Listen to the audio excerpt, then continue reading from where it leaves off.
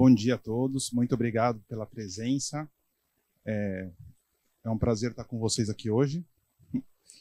Bom, eu sou Fernando Sembranelli, médico de formação, empreendedor por vocação e inovador por paixão, né? Eu acho que, acima de tudo, quem inova em saúde tem que ter muita paixão, visão de longo prazo. Assim como muitos de vocês que são profissionais de saúde, eu atuo na área de saúde. Quando eu me formei em 2006, naquela época a gente fala assim que São Paulo não tinha nenhuma comunidade de empreendedores ou inovadores em saúde, né? Eventos como esse absolutamente não existiam, e isso é sempre um grande desafio para quem está empreendendo, para estar inovando no setor. Quando eu fui estudar nos Estados Unidos, o que a gente viu lá, de fato, em 2010, né, com o advento do iPhone, você vê todo esse movimento de saúde digital nascendo. Para vocês terem uma noção, em 2010 foi investido $1 bilhão no mercado norte-americano em saúde digital. O ano passado foi um investimento de 2022 de 29 bilhões, vamos colocar 30 bilhões, quer dizer, em 10 anos, praticamente 12 anos, esse volume de investimento cresceu 30 vezes. E, de fato, nos Estados Unidos, houve uma formação muito forte desse ecossistema digital de inovação em saúde, né? Então, isso é extremamente importante e relevante. Eu fui fazer um MBA nos Estados Unidos e lá eu tive a oportunidade de não só conhecer o Vale do Silício, mas conhecer vários polos de inovação em saúde, como China, Índia, né, Vietnã, Camboja, enfim. E uma das primeiras percepções é que o Brasil, naquela época, era e ainda é bastante fechado, né? Então, quando a gente voltou, a gente fez uma primeira missão de inovação em saúde para o Vale do Silício. E realmente, assim, acho que o Daniel Heller já participou. E quando a gente foi lá em 2010, era muito impressionante tudo que a gente viu lá, tudo que estava acontecendo em termos de saúde digital, que agora está acontecendo no Brasil, apesar que numa escala financeira ainda muito menor, mas certamente o mercado é outro, né? Então, quando a gente foi para lá em 2010, você tinha já várias coisas acontecendo. Primeiro, você já tinha muitos empreendedores de indústrias de tecnologia saindo das indústrias tradicionais, como o Google, e indo para health techs, para participando de aceleradoras como a Rock Health, né? Em 2010, você tinha uma aceleradora digital de saúde, hoje você tem mais de 300 aceleradoras e muitas grandes empresas e hospitais têm programas para apoiar o relacionamento com startups. Então, de fato, você tem essa transformação. E quando a gente voltou para o Brasil, uma das primeiras coisas que a gente percebeu até então, eu já tinha feito eventos pequenos, médios e grandes aqui no Brasil, né, fazendo eventos...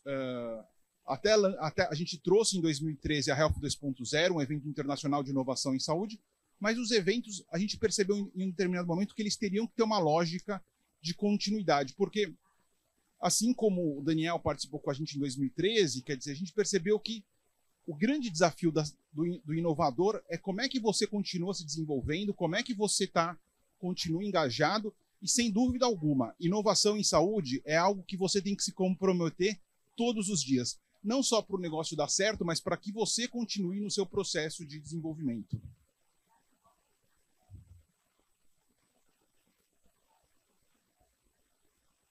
Perfeito. Hoje em dia, a gente é um ecossistema de inovação em saúde digital, então você pode nos acompanhar nas redes sociais, e a gente busca trabalhar em 4 pilares: aceleração, comunidade, comunicação e educação. E o que eu posso falar? A gente fez uma operação de aceleração em 2016, que foi um momento extremamente desafiador, porque era um momento com poucas startups e também a gente não entendia muito da metodologia de como você faz para uma startup ter sucesso num curto período de tempo. Mas, sem dúvida nenhuma, o foco de aceleração de longo prazo faz muita diferença. A segunda coisa que é fundamental é uma comunidade forte, quer dizer, a gente ainda somos poucos profissionais de saúde e poucos profissionais da área de saúde que se interessam por empreendedorismo e inovação no Brasil, né? Hoje a gente tem uma das principais comunidades no Brasil e na América Latina desse setor, mas a gente ainda não passa de 5 mil pessoas, quer dizer, é um número muito pequeno. É aquela sensação que vocês que estão dentro de um hospital, de uma clínica, que quando a pessoa quer inovar, quer empreender, quer fazer o seu projeto, mas você não acha pares a seu redor. E isso é algo que acontece com colegas no Pará, em Belém, em Minas Gerais, né, em todas as regiões do Brasil. Quer dizer, a gente ainda não tem não só uma massa de pessoas, mas uma cultura empreendedora e inovadora na área da saúde de forma sistemática. Quando a gente vai para o Vale, é impressionante que no Vale eu participei de uma reunião com investidores anjo que estavam ali conversando com graduandos para dar mentoria nos seus projetos. Essas práticas, essa proximidade, né, da área de investimentos com investimento é algo que está começando, né? E eu acho que um exemplo excelente que a gente pode dar é o que acontece, por exemplo, em Ribeirão Preto, onde tem o Supera Parque, onde a união entre a universidade, as empresas nascentes e o mercado de capitais já tem uma estrutura forte para que as startups possam ir para o próximo nível. Hoje, o nosso público-alvo, a gente trabalha com líderes inovadores em saúde, principalmente na pessoa física, e é fundamental, porque a gente sabe, gente, quando um profissional de saúde quer empreender ou inovar, é uma jornada árdua. Por isso que a gente usa esse termo que é o Healthcare Track. Quer dizer, a gente entende que é uma jornada árdua para fazer essa inovação acontecer. Ao longo do ano, a gente faz uma série de atividades em que tanto a gente participa de eventos, mas principalmente a gente realiza eventos. No nosso último evento, que foi um evento para CEOs, a gente teve mais de 80 líderes, e a gente tem painéis como Clínica do Amanhã, Hospital do Amanhã, Plano de Saúde, que na verdade agora vão se tornar as nossas verticais de trabalho. E o que a gente vê? Quando a gente começa a discutir qual que é a visão do Hospital do Amanhã, não é que alguma coisa vai mudar, muita coisa vai mudar, em curto período de tempo. Porque agora, por exemplo, qual que vai ser o impacto do 5G na saúde? Vai ser enorme, né? Em quanto tempo vai ser possível a cirurgia robótica à distância? A gente não está mais falando de 15 anos. A gente está falando de 10 anos, em algumas regiões de 5 anos. Então, a gente, de fato, não vive uma tecnologia ou uma startup que cresce exponencialmente. A evolução da saúde está ocorrendo de forma exponencial. E hoje, o que nos limita é muito mais, às vezes, os padrões, a questão da interoperabilidade, dos dados poderem conversar, do que, de fato, o custo das novas tecnologias, né? Agora, sem dúvida nenhuma, o maior desafio que a gente enfrenta é mudar a cultura do nosso setor da saúde, que passa, sim, que está vivendo um momento de consolidação e, ao mesmo tempo, a inovação é, sim, um diferencial competitivo de mercado importante. Ao longo do tempo, gente, a gente já realizou 4 missões para o Vale do Silício, uma para o Canadá, uma para a China, fora as que eu fui individualmente, mas quando você vai com um grupo de pessoas é bastante forte, e a gente já veio, inclusive, ano passado aqui para Floripa. Eu posso falar várias coisas, assim, mas assim, o Vale do Silício é uma coisa assim, você vê um Google e tal, mas é muito fora da nossa realidade. Quando a gente foi para o Canadá, o Canadá tem uma coisa maravilhosa, perdão, aqui é um pouco do que eu falei de investimento, de como realmente em 10 anos o investimento em inovação em saúde cresceu nos Estados Unidos, mas não só, em todo o mundo, inclusive no Brasil, né? E a grande diferença... Agora, o que eu ainda sinto muita falta aqui no Brasil é de investidores, por exemplo, médicos ou profissionais de saúde que estejam atuando como investidores. Porque faz muita falta, gente. Né? Se um projeto envolve a área de cirurgia plástica, por exemplo, se o investidor é da área de cirurgia plástica, é muito melhor, né? Assim como se é da área de enfermagem. Quer dizer, a gente precisa ter especialização não em todas as pontas e qualificação. Por isso que a gente tem que, acima de tudo, o que a gente quer é que vocês se desenvolvam, né? Você tem que ser programador? Não, mas se você vai trabalhar com investimentos, que você se desenvolva. Na área de comunicação, a mesma coisa. E a gente entende que as experiências transformam e você conhecer espaços novos ou ecossistemas novos, né, é fundamental, assim como é fundamental a gente de São Paulo vir aqui conhecer o ecossistema de Florianópolis, vocês conhecerem o que a gente tem a oferecer. E o que eu acho que é mais surpreendente, eu fui para Ribeirão Preto e conheci um parque de inovação que eles lançaram talvez esse ano, que é o DAB Business Park, que era um espaço fabril, que virou um espaço de inovação. Então, o que a gente está vendo pelo Brasil são muitos espaços de inovação se multiplicando em que a área de saúde tem um peso muito grande. E isso é excelente, né? Que são espaços para essas novas empresas se desenvolverem. Aqui o Vale do Silício tem muito essa questão de lançar unicórnios, né? O Ricardo está aqui e fala assim, cara, que enquanto os juros estão baixos, é fácil lançar unicórnio. Esse ano, com uma inflação global mais alta, né? Certamente o que a gente tem visto é um número muito menor de empresas atingirem essa marca de $1 bilhão de valuation, porém, a gente continua vendo muitos projetos interessantes nascendo e se desenvolvendo. E o Canadá, eu acho, mas assim, para nós, assim, tem uma lição muito importante, que é você conseguir tirar a inovação da universidade, transformar em empresa e fazer a parceria com investidores, né? Eu acho que o Canadá, que tem um espaço chamado Mars, que nasce de um antigo hospital onde foi descoberta a insulina, ele é um exemplo brilhante de como você fazer um hub de inovação que nasce com apoio estatal e hoje, como negócio imobiliário, ele se apoia ele existe de forma independente. E isso tem inúmeras empresas, inclusive de biotecnologia, que é algo importante, né? Que na prática, saúde não é só saúde digital, tem biotech, e o grande desafio é como é que você pega essas soluções, tira da universidade e transforma em negócios viáveis. E o grande desafio que a gente está vendo, e vocês sabem, é que a medicina personalizada, ela não é um futuro distante, né? Ela é um futuro cada vez mais próximo, seja na área de diagnósticos, seja na área de novas terapêuticas.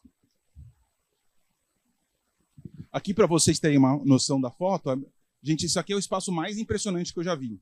Esse aqui é o Hospital de Toronto, onde foi descoberta a insulina. E hoje eles fizeram um anexo, que é um prédio, onde tem grandes empresas como a Johnson & Johnson, que tem seu espaço de inovação lá. E nesse espaço de inovação, uma grande empresa como a Johnson & Johnson, ela recebe as startups sem um compromisso formal de negócio, mas tem um relacionamento.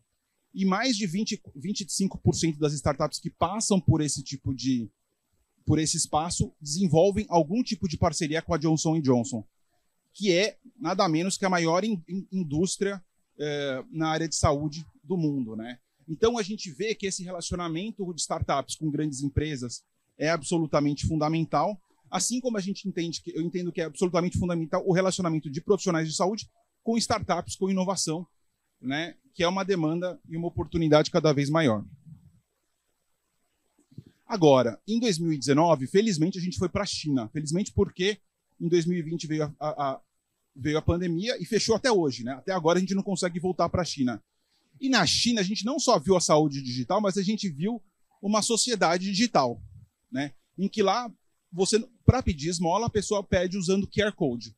Algo muito semelhante ao Pix que a gente tem aqui. Então é algo que você vê uma sociedade muito digital, onde a infraestrutura física de hospitais a gente foi visitar tem muito para crescer, né? Para ser construído, e realmente tem uma necessidade. E aí você realmente precisa usar inteligência artificial e telemedicina, telesaúde para tratar mais de 1 bilhão de pessoas. Então, na prática, acho que na China tem essa coisa. Como é que você trata 1 bilhão de pessoas, sendo que não tem tanto especialista assim, gente? Né? Então, eu acho que é muito interessante esse desafio e você entender como lá a inteligência artificial e a telesaúde é uma política de Estado, né, para a saúde populacional. Aqui eu acho que hoje a gente começa a olhar muito a questão, né, da diversidade, inclusão. Então a gente hoje no nosso trabalho busca fazer. A gente fez em 2020 esse prêmio de empreendedoras mais admiradas. Acho que isso é uma questão fundamental. Né? O ano passado, a gente fez uma missão especificamente para Florianópolis, uma porque estava tudo fechado, e também a percepção que tem muita coisa boa aqui no Brasil, gente, que a gente também não conhecia e que as outras pessoas não conhecem, tá? Então a gente veio para cá, fez várias visitas, fomos lá no Hospital de Caridade, foi excelente. E aí tem uma questão assim, que tem muita coisa acontecendo, né, em todas as regiões. E sabe o que realmente a gente percebe que é fundamental? A gente precisa desenvolver os profissionais de saúde. Para mim, por exemplo, meu pai é médico e ele faz parte do Hub. A gente conversa muito sobre inovação, porque a inovação cada vez mais é algo estratégico para os nossos negócios, né? Para cuidar melhor dos pacientes, para a sustentabilidade financeira dos nossos negócios e para perenidade. Então, e aí não é simplesmente incorporar por incorporar, mas é realmente ter uma incorporação crítica dessas novas tecnologias.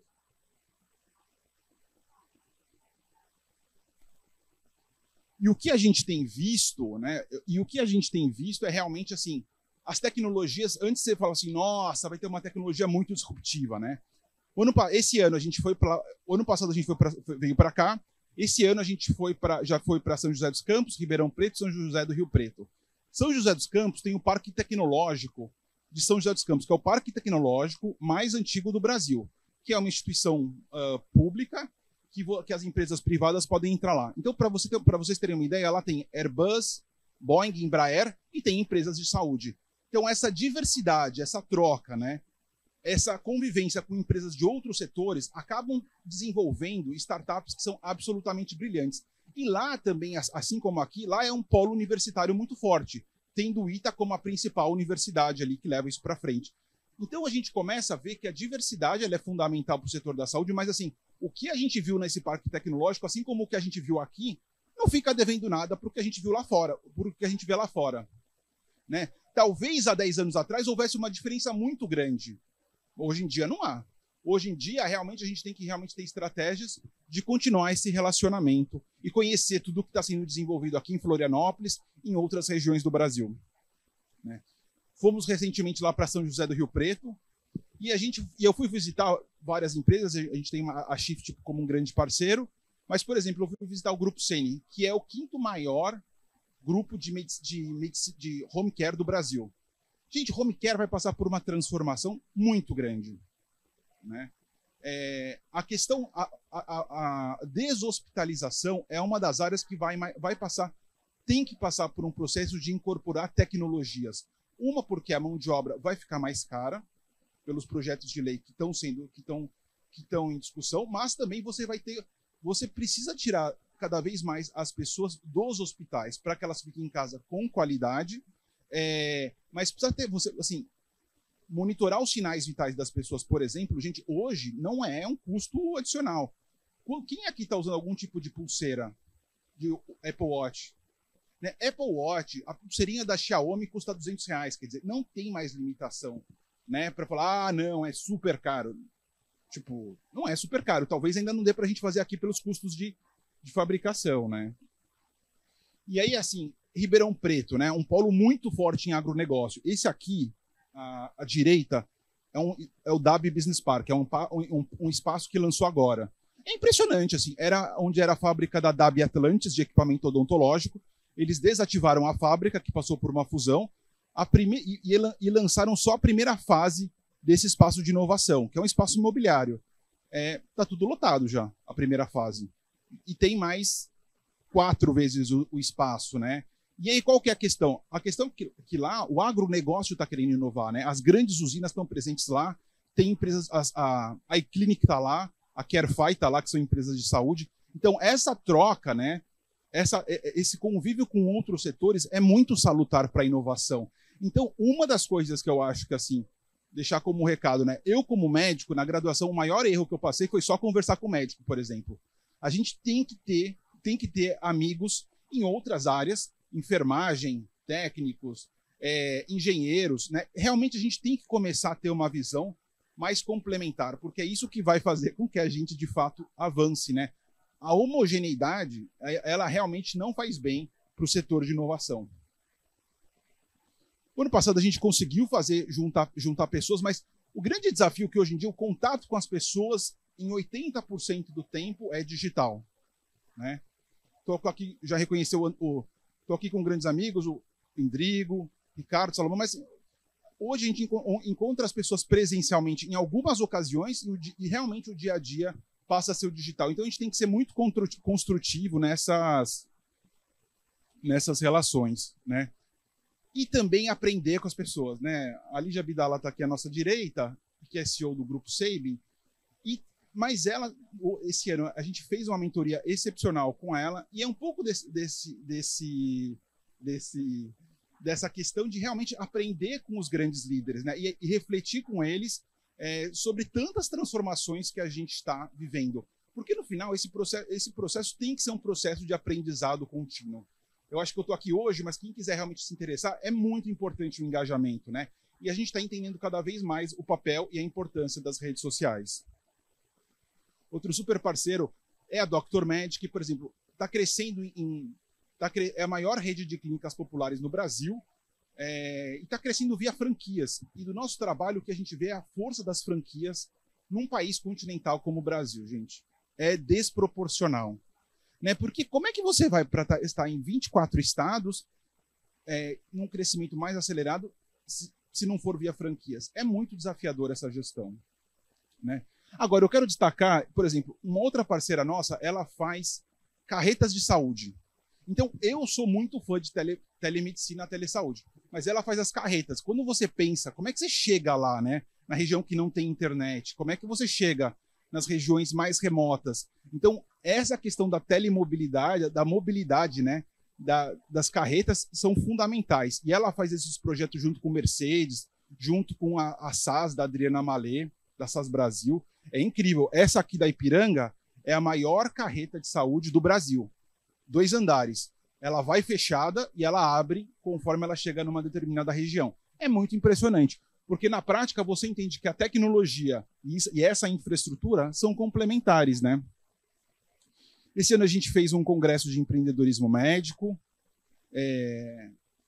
que eu acho, assim, quando eu comecei, realmente, assim, a gente caçava, né? O primeiro empreendedor que eu me inspirei foi o Luiz Chicane, que é da Bencorp, e hoje Grupo Saúde da Gente.